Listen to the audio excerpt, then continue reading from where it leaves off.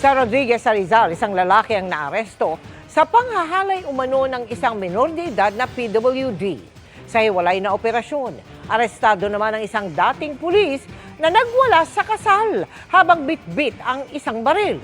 Nakatutok si EJ Gomez. Sa bisa ng arrest warrant, dinakip ng pulisya ang lalaking ito dahil sa kasong pangahalay sa minor de edad niyang kapitbahay. Ikaw ay may karapatang manahimik ka naman ang sasabihin ng pabor. Palaban sa iyo, kahit anong makukuha sa Pilipinas. Ang krimen naganap sa San Mateo, Rizal, Agosto nakaraang taon ayon sa pulisya. Ang biktima nito ay minor de edad na PWD at ang kwento ay nagwawalis nga itong bata at tinawag nitong suspect doon sa kanilang bahay at doon na isinagawa yung kanyang kahalayan. After nung insidente ay tumakas na kagad itong suspect. Nagsumbong daw sa kanyang mga magulang ang 14 anyos na biktima at saka sila nagreklamo sa barangay.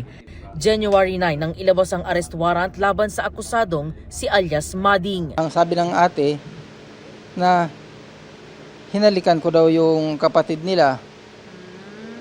Ganon. Nang magkabaranggayan na, napilitan daw siyang tumakas dahil sa takot. Sa takot ko, duman ako doon sa likod ng bahay namin, umalis ako. Yun, tapos kinabukasan, minidikal daw yung bata at matagal na daw ginagamit. Sabi, rape na ang kinaso sa akin, hindi na yung sabi ng kapatid na hinalikan ko daw. Ang paratang na pangahalik at panggagahasa sa menor de edad na biktima, mariing itinanggi ng akusado. Sigurado ako sa sarili ko na hindi ko ginalo yung bata, inosente po ako. Sinampahan ng kasong qualified statutory rape ang akusado. Sa isa pang operasyon ng Rodriguez Police sa Barangay San Rafael, naaresto ang 67 anyos na lalaki dahil sa pagwawala umano sa isang kasalan, bit-bit ang isang loaded na improvised submachine gun. Ayon sa pulisya, dumalo ang complainant at suspect sa isang kasalan. Ang simpleng batian, ikinagalit daw ng suspect. Dumating itong ating complainant ay nag-fist bump siya sa lahat ng mga kakilala niya. Then itong ating suspect ay ikinagalit yung kanyang pag-fist bump at ang sabi sa kanya, ang yabang mo, hintayin mo ako, babalikan kita.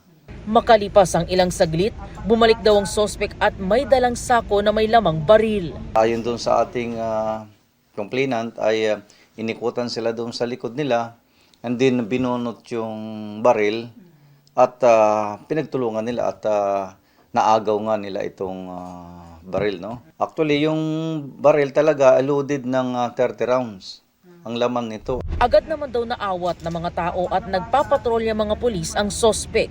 Nakuha rin ang ginamit na baril at mga bala nito.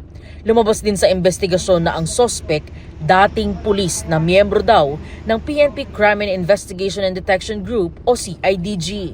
Ang rank nito ay sargento, SPO4. Tumangging humarap sa media ang suspect na nakadetain sa custodial facility ng Rodriguez Municipal Police Station.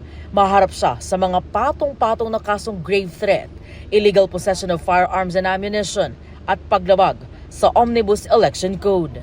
Para sa GMA Integrated News, EJ Gomez, nakatutok, 24 oras.